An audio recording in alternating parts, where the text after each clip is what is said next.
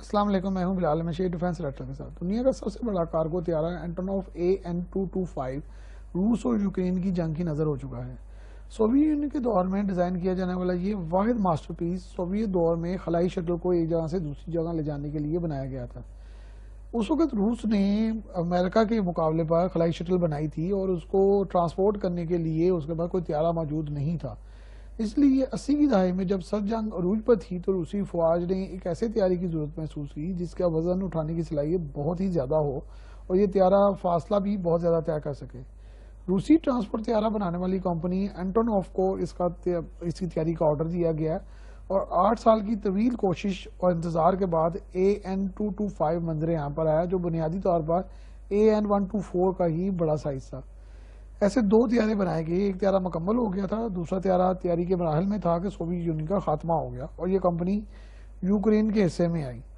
Ukraine نے اس company میں سے بہت منافع کمایا۔ اینٹونوف کمپنی کیونکہ وہاں پر رہ گئی تھی اور اس کے تمام جو طیارے تھے وہ پوری دنیا اور سوویت یونین سبھی کے پاس تھے، اس لیے یوکرین نے اس اینٹونوف کمپنی کو بہت زیادہ فلرش کیا اور اس کے تیار کردہ طیاروں کو پوری دنیا میں سپیئرز فراہم کیے گئے۔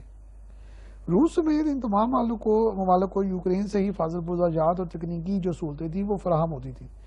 یوکرین نے اگرچہ کئی بار دوسرے طیارے کی تیاری کا اعلان بھی کیا، لیکن کیونکہ وہ بہت کاسٹلی کام تھا اس لیے یہ نہ ہو سکا۔ سوویت دور میں ہی اس پر تقریباً کوئی 60 سے 70% کام ہو چکا تھا، لیکن پھر بھی اس پر ریسٹوریشن پر بہت زیادہ خرچہ آ رہا تھا اور یوکرین اس پر اتنا خرچہ کرنے کو تیار نہیں تھے۔ اس طیارے کو چین نے بھی خریدنے کا پروگرام بنایا اور روس نے بھی اس کو واپس اپنے ملک میں لے جانے کا پروگرام بنایا، لیکن بہرحال یہ دونوں معاملات جو ہیں وہ نہ ہو سکے۔ مئی 2022 میں اس کمپنی کے ایئرپورٹ پر روسی حملہ ہوا جس پر AN-225 طیارہ بھی کھڑا تھا اور وہ تباہ و برباد ہو کر رہ گیا۔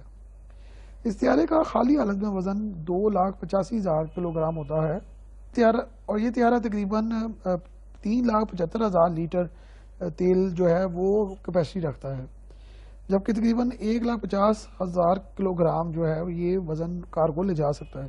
اس طیارے کے 2 ریکارڈ ابھی تک دنیا میں نہیں ٹوٹ سکے اور یہ سائز کے لحاظ سے دنیا کا سب سے بڑا طیارہ ہے اور اس کے پروں کا پھیلاؤ تقریباً 84 میٹر ہے، جو کہ ایک سائڈ پر ہے اور یہ دنیا میں سب سے زیادہ ہے ابھی تک۔ اس طیارے کی رینج تقریباً 15,400 کلومیٹر ہے اور اس میں انتہائی طاقتور 6 عدد ٹربو فین انجن لگائے گئے ہیں جو اسے 36,000 فٹ کی بلندی پر لے جا جاتے ہیں۔